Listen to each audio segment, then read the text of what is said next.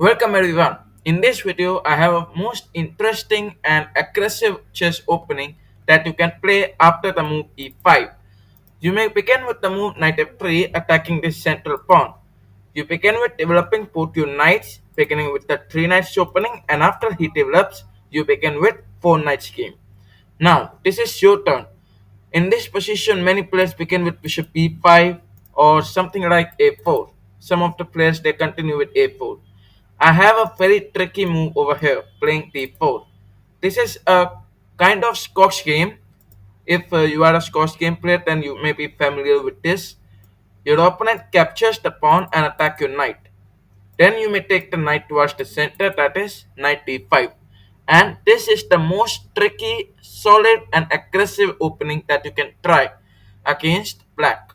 This is also known as Belgrade Gambit, where you play knight to d5 instead of capturing the pawn over here. Now, what are you observing?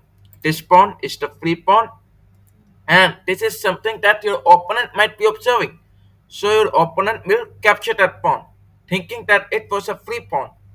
So what you can do is you may continue with queen e2 and create a pin like this. Even as per computer analysis, f5 is a better option. So we continue with f5. Now f5, he is trying to defend this knight. You are going to take advantage of this pin because the knight cannot move anywhere. So you can go with knight to g5 and attack this knight.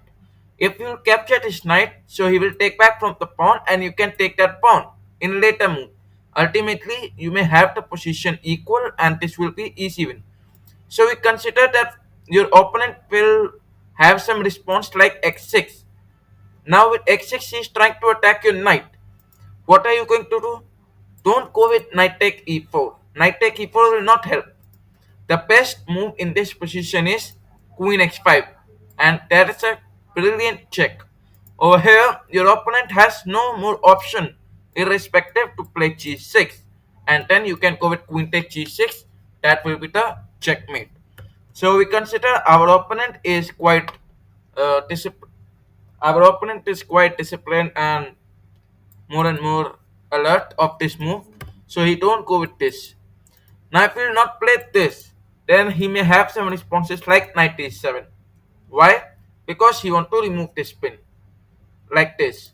You may continue with knight take e4 and be alert over here. If your opponent captures the knight, then go with knight d6. That will be the checkmate. So don't continue the game longer. Okay. So we consider your opponent does not capture it. Your opponent will begin with capturing the knight. If he captures, you don't need to capture it, because if you capture it, then it will give black more scope to develop his pieces. He may go with c6 and attack your knight. So don't go with this.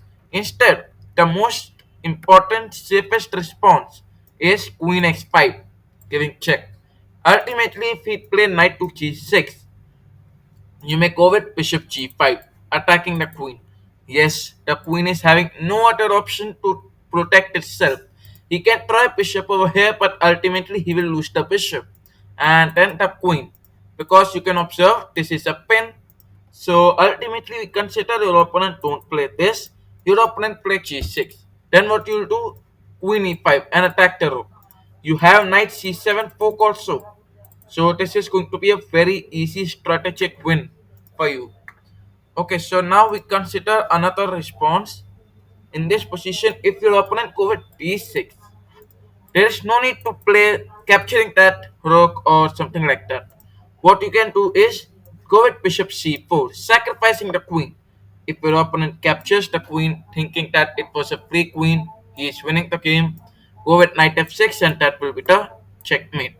So this was the trap in the Belgrade Gambit. And if you enjoyed this, then do like the video, and thanks for watching.